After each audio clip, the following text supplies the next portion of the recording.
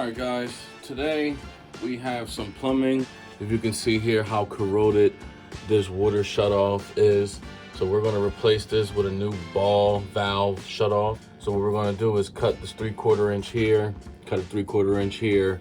We're going to cut it here, take this whole section out.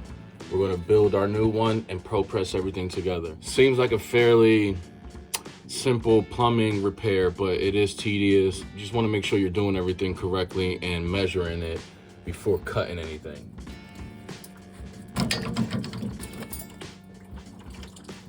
Always have a bucket to catch some water that's unexpected. Here is the portion that we are replacing.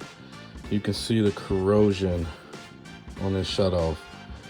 If any of your shutoff valves at home looks like this, guys, I highly recommend to get it done ASAP. So that portion is out.